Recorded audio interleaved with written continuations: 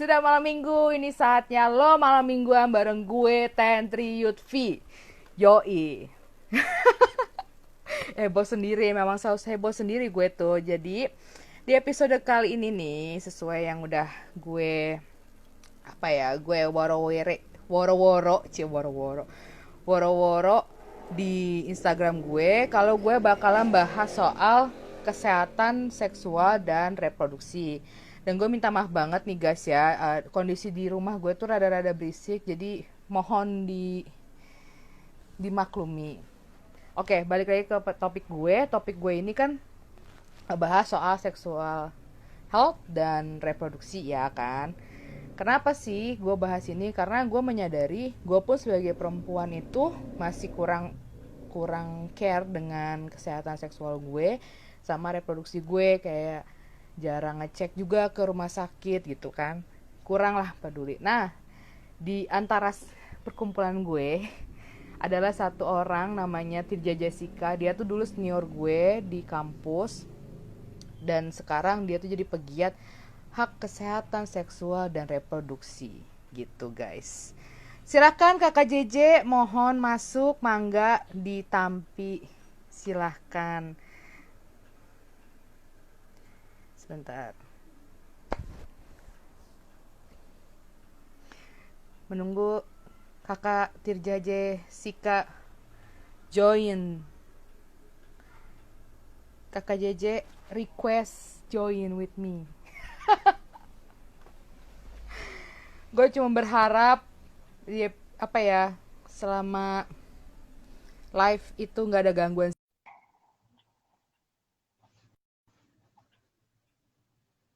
Menunggu Kakak Tirjes.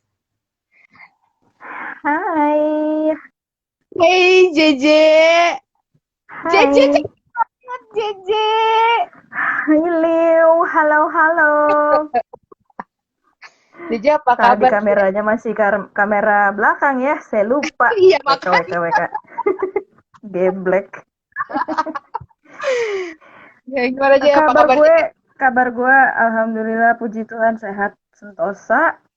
Ya, Pencernaan masih lancar, itulah yang paling penting, Riri. bener banget JJ. Pencernaan kudu lancar ya kan? Yoi, bener banget. Gue seneng deh, soalnya gue ketemu JJ itu kalau di Jakarta itu accidentally gitu. Entah di mana Iya gue ya. nongkrong, gue bisa ketemu JJ. Nggak, pokoknya nggak pernah karena kita janjian nggak pernah, Gak pernah nggak pernah jadi. Kalau janjian nggak pernah jadi, nggak dijanjiin malah ketemu. ketemu gitu. Kocak. Dunia tuh kecil banget, Jakarta tuh kecil banget. Oke deh, Je. Iya. Tadi gue udah briefing dulu kayak apa yang bakal kita omongin nih soal hak kesehatan seksual dan reproduksi ya kan. Secara lo Oke. bergelut di bidang ini selama bertahun-tahun. Asik. Anjay, masih boleh ngomong anjay nggak sih? Nanti lo dihukum Boleh nggak loh. sih? Oh dihukum ya, anjim berarti anjim. Boleh lah. Itu kan selama Oke. konotasinya positif dan bukan negatif, jadi it's okay. Oke, oke, oke. Gue langsung aja nih ke topiknya. Pertama nih, gue Oke. penasaran kenapa lo tuh peduli banget sama kesehatan seksual dan reproduksi gitu. Mulanya, apa yang bikin Kenapa trigger ya? Pada mulanya Cyaelah. pada Mulanya gini aja dulu deh, mungkin ya. Gue mau nanya balik sama kalian dan sama lo juga, Ri. hmm, Kalau gue sebutin organ-organ tubuh ini, lo langsung cepet tahu gak ya? Mata, tahu iya nih dong mata di mana ya tahu kan? Mata, ya. terus apa? Paru-paru, tahu dong di Tahu mana? tahu walaupun gue nggak Ah, bisa lihat gitu kan. iya kan? Lo tahu tahu paling nggak letaknya kan ya. Iya, iya. Tapi kalau gue coba ngomong labia minora, labia mayora, terus kemudian ovarium, ovarium. Lo tahu letak persisnya di mana? Nggak, Gitu kan? gue nggak tahu, gue beneran nggak Iya tahu. kan? Iya bener. Padahal itu bagian dari tubuh kita juga gitu kan?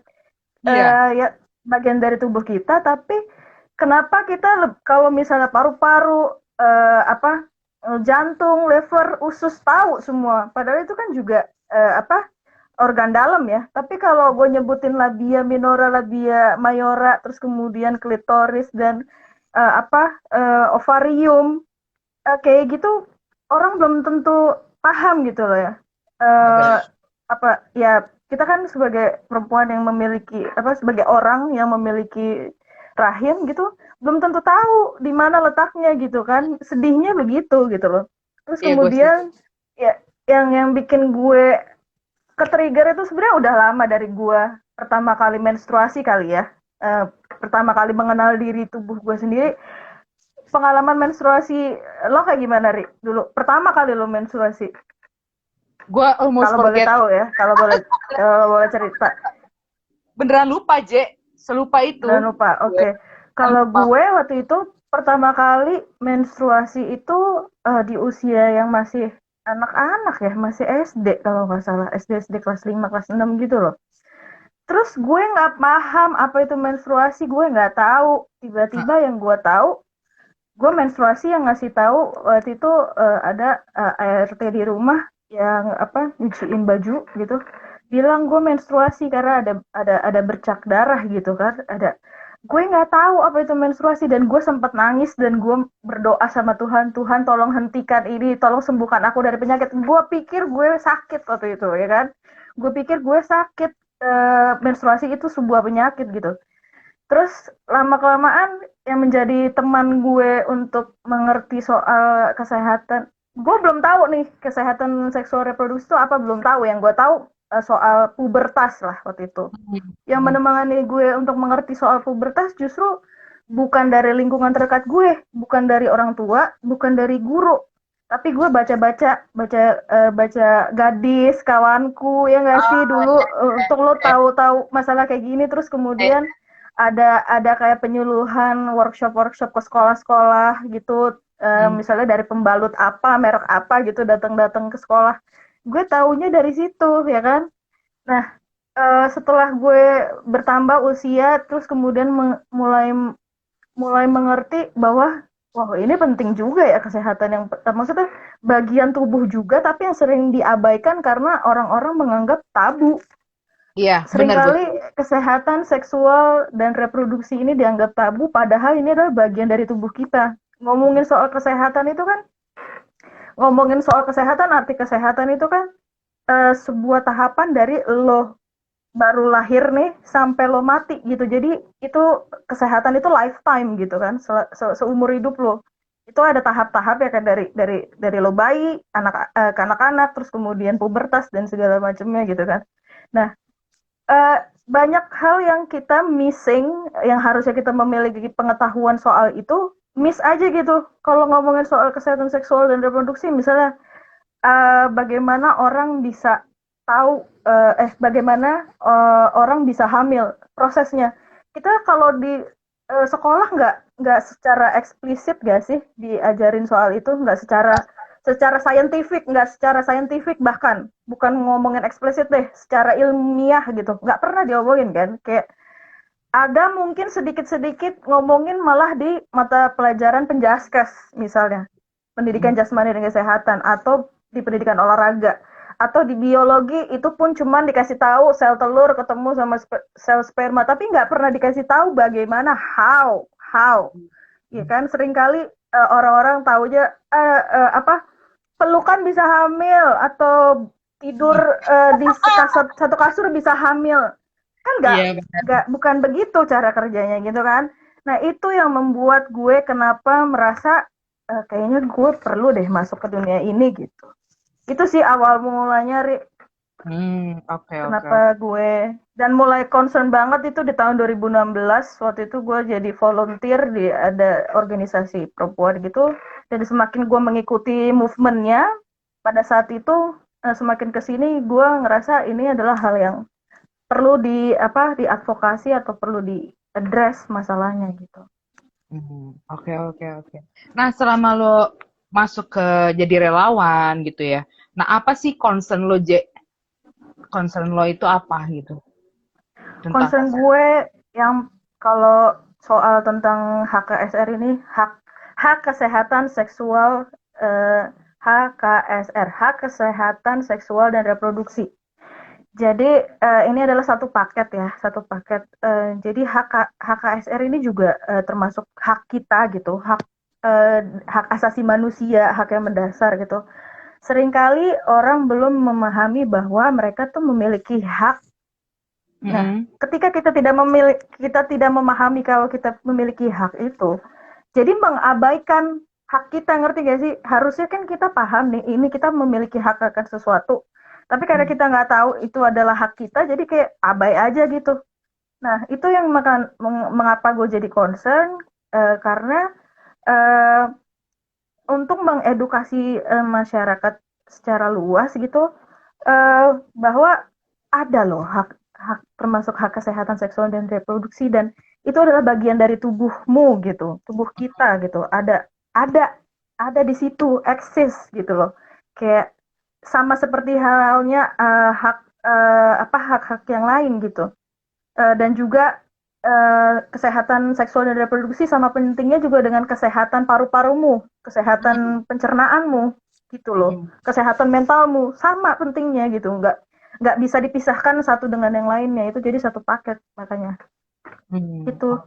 Jadi yang masih concern gue adalah memang masih banyak orang yang belum memahami, belum terinformasi, belum terpapar informasi bahwa mereka memiliki hak, mereka tahu hak mereka gitu di Mm. bidang kesehatan seksual dan reproduksi.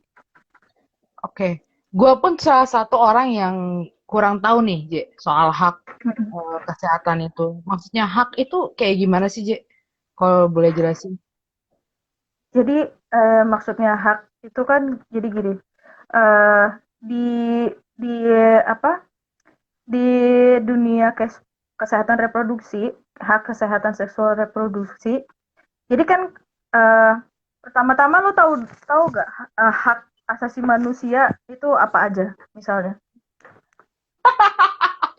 Lu nggak briefing gue sih, Je. Ya nggak apa-apa, ini kan maksudnya kita jadi tektokan aja, Ri. Dua arah kita. Hak asasi manusia yaitu tidak apa ya, tidak terdiskriminasi. Ah, Hmm, gua ragu ya, ya salah satunya itu. salah Heeh. satunya itu, dan hak asasi manusia itu juga maksudnya deserve, nggak deserve, berhak hidup, bahagia, Mm-mm. aman, sejahtera Mm. gitu. Ya, itu yang gue Nah, tahu umum gitu. iya, Gitu. iya. Nah, begitupun karena HKSR juga adalah bagian dari HAM, jadi di IPPF tahun 96, IPPF itu International Planned Parenthood Federation, Federasi Keluarga Berencana Internasional tahun 96 merumuskan 12 hak-hak kesehatan seksual dan reproduksi. Eh, ya aku eh, informasi cepat aja ya. Itu di antara itu ada hak untuk hidup, hak atas kebebasan dan keamanan, hak atas kesetaraan dari bebas segala bentuk diskriminasi, tadi yang lo bilang bebas dari diskriminasi, terus kemudian termasuk kehidupan dia berkeluarga dan reproduksinya, dia mau berkeluarga sama siapa, terus hak atas kerahasiaan pribadi, ini penting banget, privacy, soal privacy. Ketika misalnya lo mendaftar di suatu klinik, lo bebas untuk menjaga kerahasiaan pribadi lo, ya kan? Terus hak untuk kebebasan berpikir, hak untuk mendapat informasi dan pendidikan. Nah, ini yang masih memang masih kurang ya, di Indonesia gitu. Itu kan adalah hak soal informasi dan pendidikan kita tentang kesehatan dan seksual dan reproduksi. Itu aja gue sebagai warga negara Indonesia yang sah, yang punya KTP dan bayar pajak, gue nggak mendapatkan itu, Ri. Jadi itu kan harusnya negara hadir ya memberikan itu. Nah, itu aja belum gitu. Terus kemudian hak untuk memilih bentuk keluarga dan hak untuk membangun atau merencanakan keluarga. Itu maksudnya itu termasuk lo kapan mau punya anak, dan Hmm. mau atau tidak punya anak, dan kalaupun punya anak jaraknya berapa anak satu dengan yang itu juga termasuk hak lo gitu. Terus kemudian hak untuk mendapatkan manfaat dari hasil kemajuan ilmu pengetahuan dan teknologi.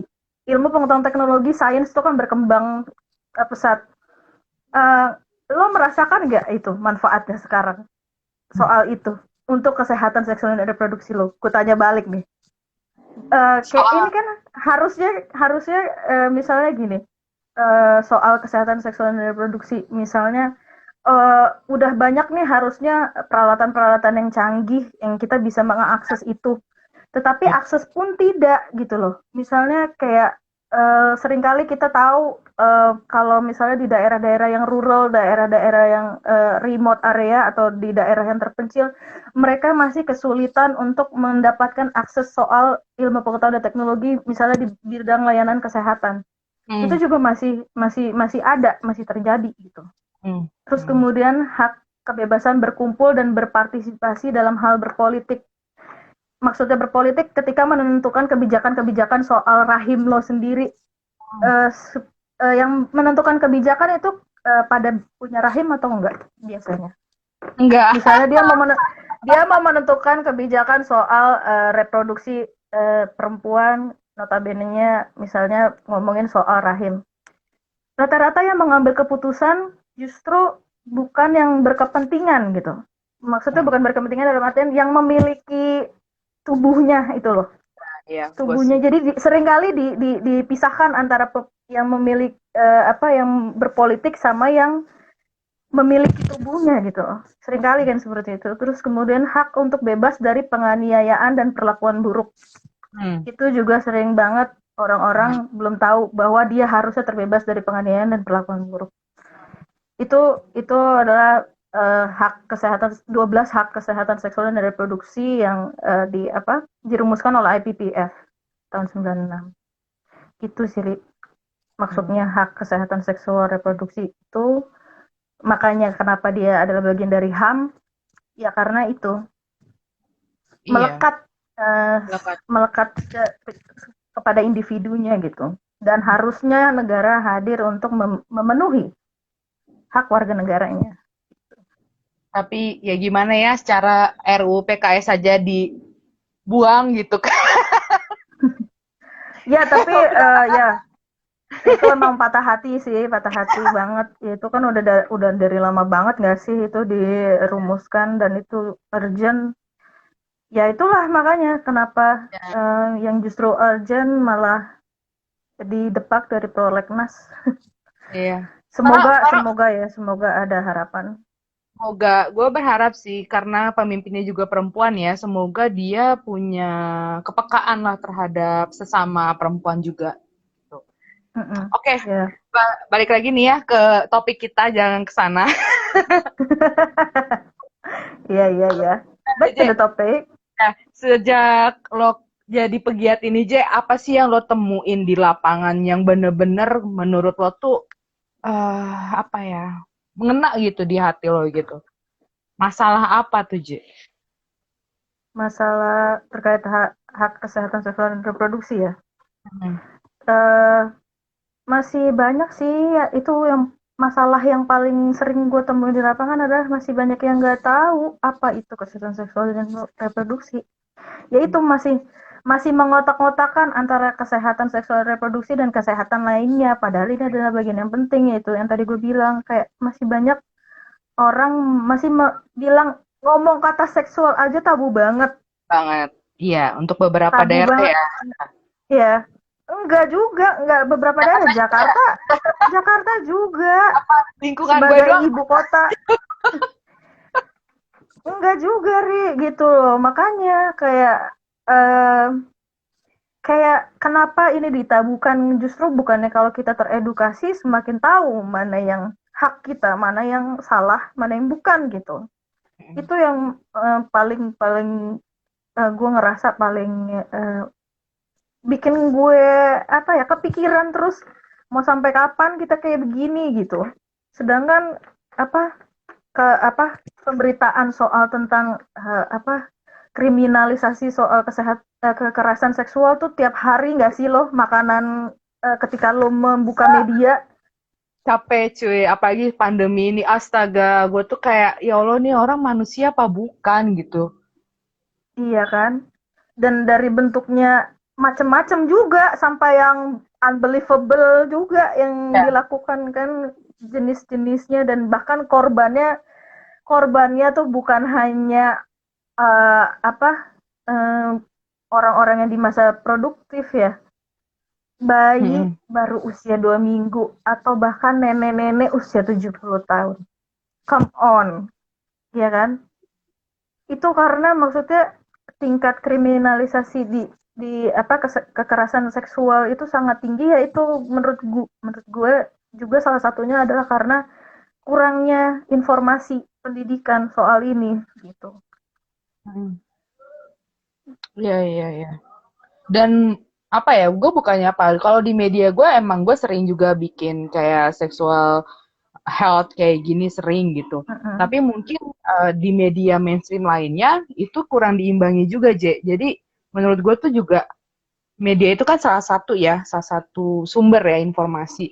Mm-mm. Cuman ya sayangnya di luar sana juga masih ada misleading juga tentang Iya, kesehatan seksual ini yang iya, bikin kita iya, makin menjadi-jadilah gitu kan. Menurut iya, gue. ya itu dia benar yang lo bilang media juga berperan dalam apa mengedukasi masyarakat gitu sebagai sebagai sumber informasi. Udah mah maksudnya apa negara cukup abai dalam hal ini. eh, Negara ini bisa juga diartikan dalam kurikulum pemerintah terhadap pendidikan ya kan itu masih minim sekali pendidikan soal ini di sekolah-sekolah terus kemudian di medianya sendiri juga tidak mengimbangi informasi yang berimbang apa soal kesehatan seksual dan reproduksi tadi gitu.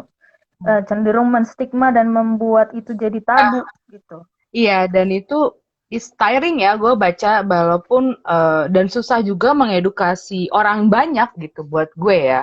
Jadi ya, Mm-mm. ya mungkin ini salah satunya dengan IG Live ini, terus kayak gini, karena kapasitas gue di luar sini itu terbatas juga gitu kan. Mm-mm. Emang susah kok Iya, gue akuin susah banget. iya emang masih jalan panjang tapi semangat nggak kita jangan berhenti di sini sih jangan berhenti maksudnya sampai sampai kita ke tujuan kita itu semua bisa paham atau minimal terpapar informasi soal ini gitu. Iya, iya, iya. Itu dan ini juga bukan tugas cuman tugas satu orang atau tugas salah Enggak. satu gender aja atau salah satu kelompok masyarakat enggak ini semua mau dari negara sampai unit terkecil keluarga pun ini adalah memang tugas bersama gitu. Hmm. Tuh. Nah, ini gue boleh langsung bahas isu yang agak sensitif gitu, Je. Kayak gimana tuh ya isu agak sensitif tuh ya. Kayak sekarang tuh apa-apa semua hal sensitif sih. Iya, Oke, oke, maksudnya apa, apa, apa. Coba, yang, coba. yang Kita soal ngobrol-ngobrolin. klinik kemarin. Klinik kemarin gimana ya? Kayaknya itu emang agak-agak sensitif, agak sulit ya dibahas gitu karena gue juga masih nggak tahu perkembangan kasusnya gimana gitu. Tapi kalau misalnya dari lo sendiri nih, Je, sebagai pegiat gitu, apa sih yang lo lihat dari adanya banyak loh? Ini kasus tuh banyak banget ya, Je. Nggak cuma satu. Maksudnya, eh masih banyak orang dan perempuan yang kurang juga informasi soal ini, gitu. Si isu sensitif ini. Jadi gini kita mungkin berangkat dari sini dulu ya, kayak eh, di masa pandemi ini apa sih kekerasan seksual yang terjadi? Kekerasan apa sih yang sering terjadi? Jadi di laporannya LBH Apik dan juga Komnas Perempuan selama pandemi ini tingkat kekerasan terhadap perempuan, pokoknya tingkat kekerasan domestik itu melonjak jauh Hmm. daripada tahun-tahun sebelum. Bahkan pandemi ini kemarin Komnas Perempuan melakukan survei ya, itu dari pandemi awal di 2 bulan 3 bulan pertama itu bahkan mengalahkan jumlah dari laporan setahun untuk masalah KDRT Mm-mm. itu. Ya. Jadi jadi orang di rumah menghabiskan waktu di rumah ini memang untuk di satu sisi memutus mata rantai penyebaran COVID. Tetapi di sisi lain ini menimbulkan masalah juga. Jadi ketika seseorang berada di relasi atau berada di dalam ya keluarga yang berkekerasan, relasi yang timpang antara si pasangannya, eh, entah entah apa lah ya pasangannya itu, eh, jadi mempersulit mereka ketika mengalami kekerasan gitu kan. Udah harus stay di rumah terus mengalami kekerasan pula, mereka harus lari kemana gitu, harus lari kemana, mereka nggak bisa serta merta misalnya mengalami kekerasan bisa langsung ke rumah orang, ke rumah tetangga, mikir lagi kan kayak aduh covid ini bikin gue ketularan dan segala macam, hingga berdampak pada kekerasan-kekerasan yang dialami itu ada kekerasan berbasis gender online. Mm-mm. Eh, itu contohnya misalnya kayak eh, lo data-data pribadi lo di-upload tanpa sepengetahuan lo, tanpa seizin lo gitu, mungkin apa ingin ingin memeras tujuannya, ingin apapun lah mendapatkan keuntungan, tapi melakukan kekerasan, misalnya foto-foto pribadi langsung diupload, itu kekerasan berbasis gender online. Korbannya seringkali memang perempuan, tapi tidak menutup kemungkinan laki-laki dan trans juga mengalami itu gitu. Terus kemudian sampai pada kekerasan perkosaan, perkosaan yang akhirnya berujung pada kehamilan tidak direncanakan atau kehamilan tidak diinginkan. Nah, kalau udah mengalami kehamilan tidak direncanakan atau KTD, terus perempuan harus kayak gimana? Harus bisa apa gitu kan? Gitu. Mm. Jadi kayak eh, ketika perempuan mengalami KTD, itu kembali lagi ya, semua keputusan itu harus dikembalikan lagi kepada si perempuannya. Mm. Karena dia yang punya badan, itu tadi yang kita ngobrolin di awal, yang punya badan yang harusnya mengerti, apa yang paling tahu soal apa yang terbaik buat dirinya, jadi dikembalikan lagi mereka mau apa gitu ketika mengalami kehamilan tidak direncanakan, khususnya korban perkosaan gitu. Kalau di Indonesia sendiri ada pilihannya, misalnya kalau dia memang mau melanjutkan kehamilannya, ya bisa itu diinformasikan bagaimana kalau dia mau melanjutkan konsekuensinya apa dan segala macam. Ketika dia tidak mau melanjutkan kehamilan, sebetulnya ada juga pilihan namanya aborsi. Hmm. Kalau dengar kata aborsi langsung Langsung, uh wah, gitu ya. super sensitif dan berat gitu. Kayak kita nganjurin Kalau something. ngelihat, iya, kalau lo ketik kata aborsi aja di Google, coba apa yang pertama, kalau lihat image deh, image, lo ketik aborsi di Google, ya yang muncul pasti gambar-gambar yang menyeramkan, bukan? Ya kan, gambar-gambar yang lo nggak pengen lihat deh, eh, too imagery gitu, terlalu. Nah, itu masih cara Kayak, kerja search engine kita masih messed up, fucked up kalau mau gue bilang ya. Eh, Padahal sesungguhnya kalau dari apa, WHO sendiri mendefinisikan aborsi adalah penghentian kehamilan sampai dengan usia kehamilan 20 minggu, hmm, atau si janinnya masih berukuran beratnya kurang dari 500 gram, hmm, atau dia belum bisa hidup di luar kandungan si perempuan gitu loh. Itu yang dinamakan aborsi. Tapi kalau kita ngelihat gambar itu jauh di luar dari definisi itu, bukan? iya, Eh, eh, Padahal harusnya dibedakan antara apa, aborsi dengan infanticide. Jadi kalau misalnya masih sampai 20 minggu, itu disebutnya aborsi. Tapi kalau di atas 20 minggu itu baru infanticide. Makanya infant, orang seringkali infant. infanticide, infanticide. Makanya orang seringkali terjebak dalam istilah aborsi itu membunuh bayi, padahal bukan. Harusnya kalau mengikuti definisi atau term dari WHO, Badan Kesehatan Dunia ya. Tapi orang seringkali ketukar tuh maksudnya aborsi sama infanticide. Kalau infanticide ya itu tadi, ya membunuh bayi, dan itu di atas eh, selain di atas 20 minggu dan janin di atas 500 gram, dan janin sudah bisa hidup di luar kandungan ibunya.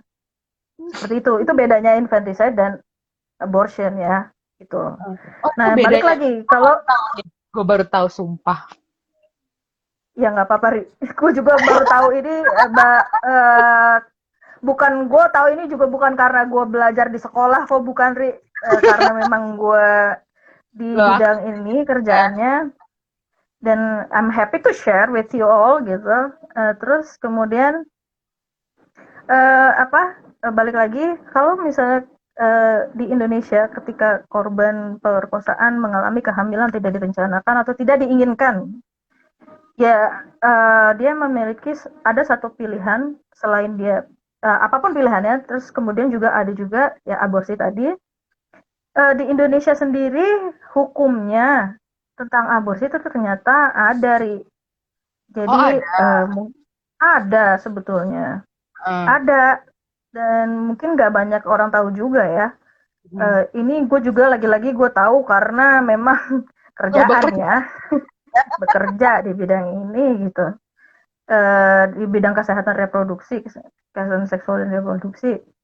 Jadi sebetulnya di Indonesia sendiri memang aborsi itu ilegal, Oh, kecuali oke, oke. kecuali ada pengecualiannya. Kecuali untuk apa, dua dua indikasi. Mm-mm. Jadi boleh teman-teman catat atau lo boleh ketik di komen, ada di Ngerti. undang-undang nomor 36 tahun 2009, tentang tentang kesehatan, Undang-Undang Republik Indonesia nomor 36 tahun 2009. Terus kemudian juga ada di peraturan pemerintah nomor 61 tahun 2014, Tahun berapa, Je? tahun 2014, Oke. sama sama peraturan Menteri Kesehatan Permenkes nomor 3 tahun 2016. Nah, secara berturut-turut tuh ya, undang-undang punya turunan, peraturan pemerintah punya turunan lagi, Permenkes. Ini menyatakan bahwa aborsi memang dilarang kecuali untuk emergency cases, atau apa, kasus-kasus emergency medis. Misalnya dia mengancam keselamatan si perempuan, eh, secara medis, ini nggak bisa dilanjutkan kehamilannya karena satu dan lain hal gitu ya, yang mengancam kehidupan si perempuan. Dan satu lagi korban perkosaan. Jadi kalau kalau mengalami pemerkosaan itu sebetulnya itu undang-undang kita, peraturan kita memperbolehkan untuk aborsi. Mm-mm. Itu, Ri. Jadi Oh, aborsi itu nggak sehina itu, guys. Jadi memang undang-undang kita juga sudah mengaturnya gitu loh. iya, iya, iya. Kayak gitu Berarti, sih. berarti misalnya ya, seseorang punya anak di, ya punya anak lah gitu, di luar kawinan gitu. Itu berarti dianggap Mm-mm. ilegal ya, kalau misalnya dia melakukan aborsi. Atau, Eh, Harusnya tidak ya. Itu maksudnya di luar, tidak direncanakan ilegal atau enggak? Harusnya itu tadi balik lagi ke hak asasi kita. Tidak tidak boleh mendiskriminasi, ya kan? hmm, Balik lagi ke 12 HKSR tadi. Tidak hmm, boleh mendiskriminasi. Harusnya pemberi layanan kesehatan tidak mendiskriminasi, tanpa ataupun ada status pernikahan harus tetap dilayani harusnya. harusnya ya, tapi kan di lapangan gimana tuh, Je? Ya, gue Kan nggak mau pasti. ngejudge ya. Mungkin teman-teman sendiri udah tahu atau pernah punya pengalaman gitu, boleh share juga. Ya itulah, makanya masih banyak PR soal hak kesehatan seksual dan reproduksi di Indonesia gitu. Iya, iya, iya. Lalu, Je, gue penasaran nih, kalau misalnya seseorang datang ke sebuah pengen aborsi gitu, berarti kan aborsi itu harus dilakukan dengan cara aman ya, Je? Iya, betul. Eh, Memang seharusnya aborsi itu aman. Yang membuat tidak aman kembali lagi bahwa informasi dan pendidikan kurang ya, makanya melakukan cara yang tidak aman. Aborsi itu seharusnya dilakukan dengan melalui pertama-tama konseling dulu pastinya kan. Hmm. Dan itu harus konseling kepada penyedia layanan yang memang sudah terlatih gitu ya, trained. Em, Entah penyedia apa konselor ataupun dokter ataupun bidan, objin. Terus kemudian setelah konseling dia mengetahui pilihan dia udah mantap sama pilihannya, baru kemudian dia bisa mendapatkan akses untuk aborsi aman. Aborsi aman itu bisa dilakukan dengan aborsi medis dengan obat ya, yang tentunya direkomendasikan oleh WHO. Terus kemudian juga dengan surgical atau apa namanya bedah, dengan bedah, di bedah. Ya itu sih. Tapi di luar dari itu sangat tidak disarankan oleh WHO. Gitu. Hmm. Oke, oke. Bahkan WHO sendiri sudah tidak merekomendasikan yang namanya kuret. Ah, Ya kan udah nggak. pernah dengar kuret kan? WHO sendiri sudah tidak merekomendasikan kuret karena Oke. itu berbahaya bagi dinding rahim. Ya, Oh. balik lagi, tahu nggak dinding rahim yang mana? Ya Bentuknya kan gue kayak masih gimana? Bentuknya kayak gimana tanpa Google gitu? Pernah nggak eh sih sekali nge-Google gitu isinya rahim tuh apa? gue sumpah J, itu gue lupa banget SMP kali aja ya. Gue lupa J. Tapi lo giliran kalau paru-paru, jantung inget dong, pasti ya. Nah, pasti. Usus bentuknya gimana gitu. Tapi kalau rahim Nah, memang apa jadi gimana ya? diabaikan kan karena dianggap tabu itu tadi. Aduh, capek ya. Kalau maksudnya kalau dari paparan lo tadi banyak banget PR yang harus diselesaikan gitu. Dan ini bukan cuma kerjaan lo doang, kerjaan gue juga, kerjaan kita semua, gitu. Semua semua Semua makhluk yang memiliki alat reproduksi, kalian ini adalah PR kita bersama, dan apalagi terutama ini PR dari eh, negara kita tercinta. Iya kan? ya gue berharap ada miracle deh. Tapi J, Adalah mungkin suatu hari nanti. ada gue yakin gue masih positive thinking ke sana kok.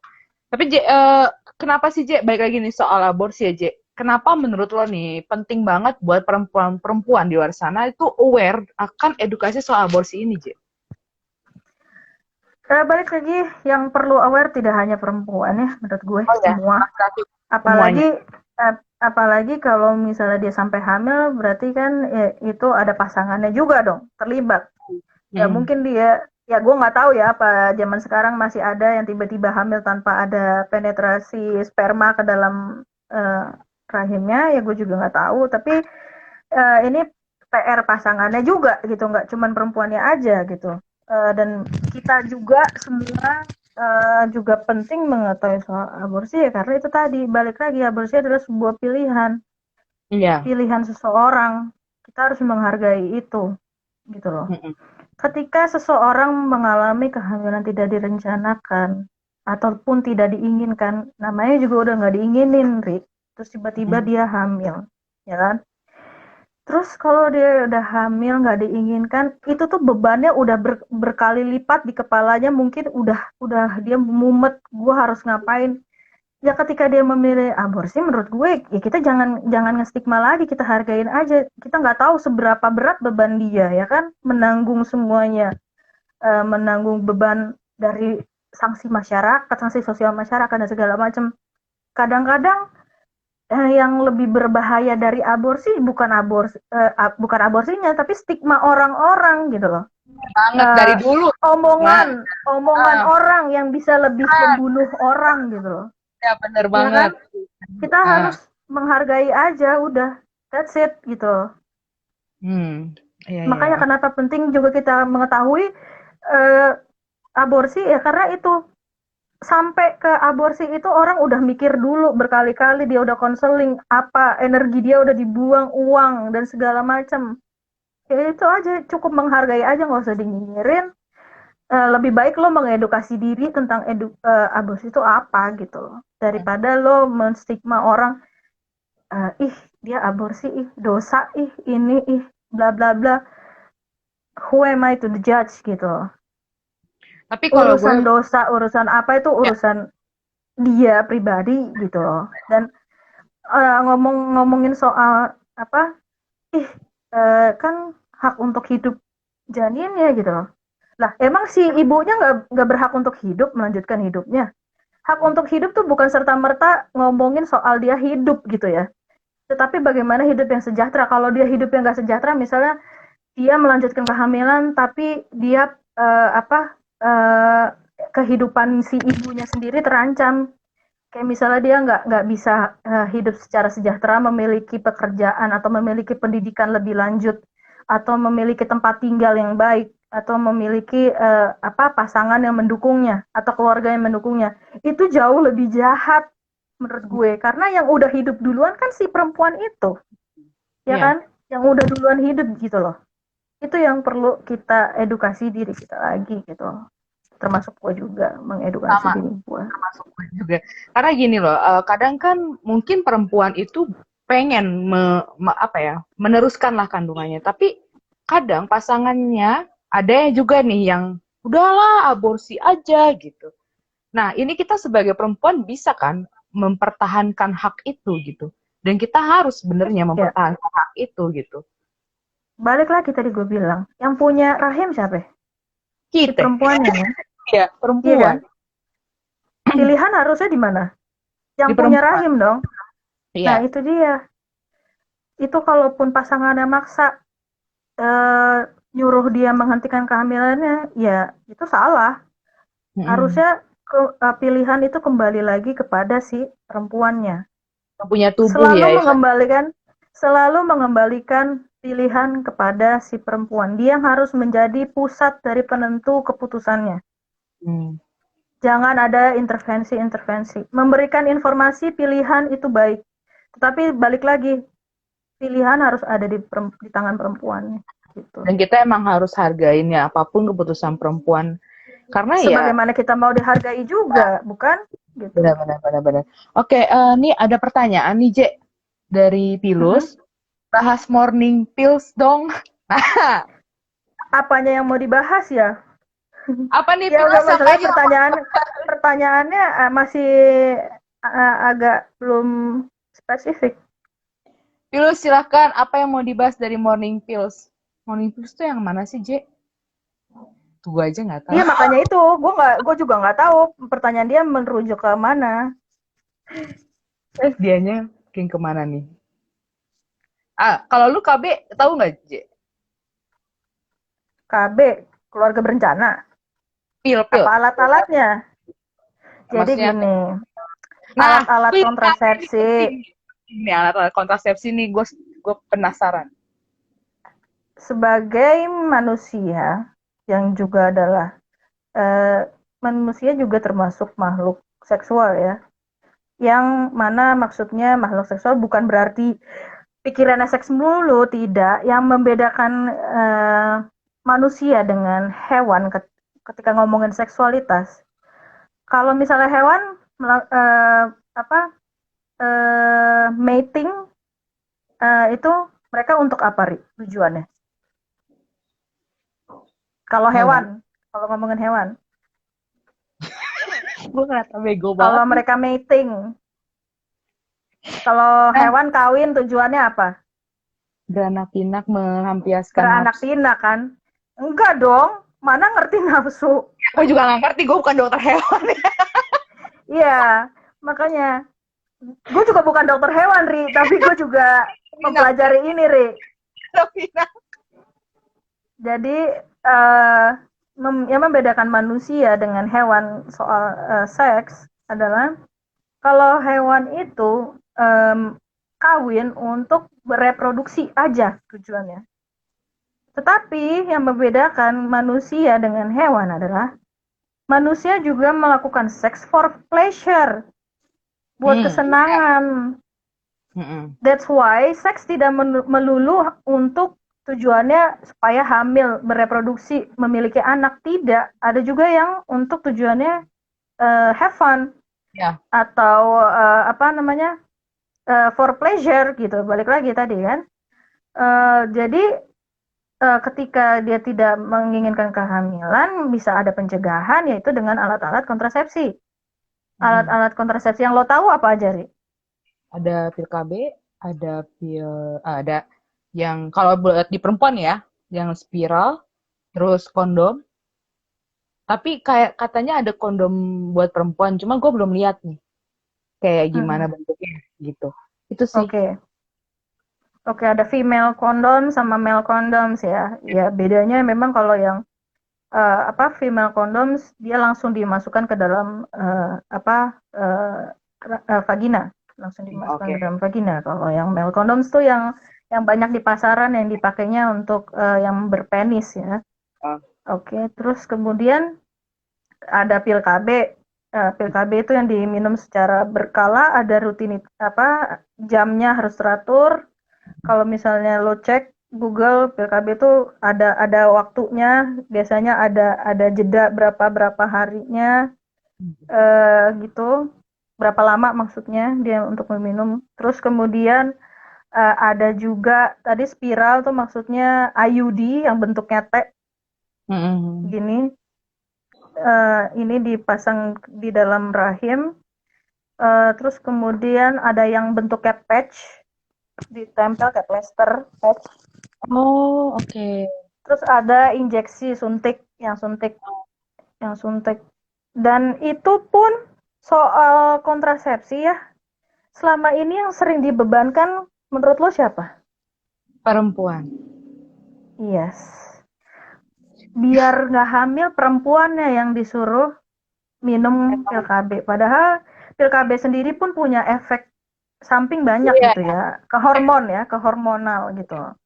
Padahal sebetulnya eh, misalnya kalau memang berpasangannya antara laki-laki dan perempuan ya. Padahal si laki-laki pun bisa bisa bisa juga apa menggunakan alat kontrasepsi misalnya tadi lewat injeksi atau lewat patch, kondom. Hmm. Tidak melulu harus membebankan itu kepada perempuan gitu loh. Terus kalau misalnya apa? Kalau misalnya infertilitas, ngobrolin infertilitas atau ketidaksuburan, lagi-lagi yang disalahin Perempuan. perempuan. Kenapa? Oh, Why? Padahal poten. sebetulnya ketidaksuburan itu hormonal dan itu tidak hanya perempuan, bisa juga dari laki-lakinya. Itu makanya penting untuk mengedukasi diri tentang kesehatan seksual dan reproduksi gitu. Know your rights gitu loh. Taulah hakmu di mana gitu. Supaya Iya. tidak lagi menjadi apa? Tidak lagi kita apa? eh, menjadi korban terhadap apa? Ketidakadilan udah dari negara, terus dari pasangan, dari keluarga gitu. Iya Makanya benar. penting ini bebannya bukan hanya di perempuan aja gitu. Semuanya. Iya betul. Dua-duanya ya sebenarnya. Karena gini loh, Mm-mm. kita oke, kita lolos dari yang namanya kehamilan. Tapi ada penyakit yang namanya apa, J? Penyakit menular seksual. Nah, nah Ada ini juga ini penting, Ri. Untung lo ngomong ini, Ri. Untung lo ngomong ini. Jadi ya, alat kontrasepsi yang bernama kondom itu berfungsi bukan hanya untuk mencegah kehamilan, tetapi juga mencegah Anda sekalian dan termasuk saya dari penularan apa infeksi menular seksual (STD). ya, Ya, banyak banyak ada HPV, ada apa banyak. raja singa, sifilis dan lainnya gitu loh. Jadi Dan intinya menggunakan kondom tuh bukan serta-merta untuk mencegah kehamilan, tetapi juga mencegah infeksi menular seksual gitu. itu yang emang rata-rata orang belum banyak yang tahu, J, gitu. Apalagi belum Mm-mm. teredukasi dengan baik. Padahal bukan cuma hamil nih, ada penyakit yang lebih bahaya dari sekedar, aduh, gua agak gimana gitu ngebayanginnya. Apalagi kita potensi dengan kanker serviks, kita Ya. berpotensi dengan kanker serviks, kita berpotensi ketularan HIV/AIDS. Itu salurannya dari situ juga berpotensi kan gitu. Makanya Mm. kontrasepsi itu emang emang perlu dipakai baik baik perempuan ataupun laki-laki. Gitu loh Iya. guys. Nah, Dan ini juga infeksi menular seksual bukan hanya dari kelamin loh. dari oral ya. Mungkin mungkin ya dari oral ataupun backdoor from the backdoor Oh, anal. iya iya iya. Ya, jadi ya itu edukasilah diri kita selagi kita bisa mampu dan bisa mengakses gitu dan berbagi informasi dan pengetahuan tidak berhenti di kamu saja gitu. Oke oke. Mau pertanyaan soal kalau pakai kondom kurang fun dong, mau pandangan. Nah, itu dia. Iya. Lo harus ringkas dalam waktu 2 menit lo jelasin. Iya bener nih. Apa? Setuju nih. Enggak kan kadang tuh kan kayak nih, ada pertanyaan. What do Kalau you mean by fun? kayak gini Kurang loh, fun tuh maksudnya kurang. ada kurang berasa, kurang enak di bagian laki-lakinya, bukan di bagian ini. Come Kita on, come on, come on. Alat kontrasepsi yang bernama kondom itu berbagai macam jenis dari yang 0,0000 milimeter, terus kemudian ada yang macam-macam ini. Kalau cuman ngerasa fun karena penetrasi doang, lu harusnya kreatif juga dong dengan cara yang lain gitu loh. iya, Jangan terpaku gara-gara nggak mau pakai kondom. Come on, please, it's ada gaya. 2020. 2020 udah mau habis, 2020 udah mau habis masih aja bilang nggak pakai kondom itu nggak fun. Come on, Iya, please, please deh. Itu nggak banget deh ya please. kan guys. Jangan. Ya, oke. Ini seru banget sih. Gue berharap bisa lagi IG Live bareng lo. Karena ini sesi udah mau habis Kak, sebelum dimatiin. Sebenarnya gue pengen minta pesan-pesan lo aja deh, Je. Buat perempuan di Gue luar sana. lah pesan-pesan kayak mau kemana aja gue. Pesan Recap nih. aja kali ya, recap, recap, Recap. recap, recap. Apa ya? Ketahuilah, ketahuilah. Pokoknya intinya gini, kesehatan seksual dan reproduksi itu adalah bagian dari diri kita juga yang penting untuk diperhatikan. Tidak hanya kesehatan paru-paru, pencernaan, kesehatan mata, karena kita juga memiliki organ reproduksi yang juga adalah satu kesatuan tubuh kita. Jadi from up to toe gitu, sama pentingnya juga dengan kesehatan mental, kesehatan fisik yang lainnya. Jadi ini bukan hal yang tabu. Intinya gitu dan juga please respect other people choice gitu. Udah sih dua itu aja sih kesimpulannya dari gue. Bener. Dan ingat ya, hak-hak kita sebagai perempuan dan manusia itu monggolah dipelajarin. Gue juga lagi mempelajari berkat JJ. Jadi gue tahu. Oke deh, Je. Oh iya Thank you. dan intinya satu giri. Ini Apa-apa. bukan tugas perempuan doang. Ini bukan tugas Iya, perempuan doang. Ini tugas semua, semuanya. semua termasuk orang tua. Semua. Menurut gue, termasuk orang tua. Iya. Ya, oke. Oke. Makasih banget, Je, udah ngeluangin waktunya. Makasih banget buat teman-teman yang udah nonton dari awal sampai akhir. Semoga obrolan kita ini bermanfaat, walaupun berat gitu ya. Tapi enggak.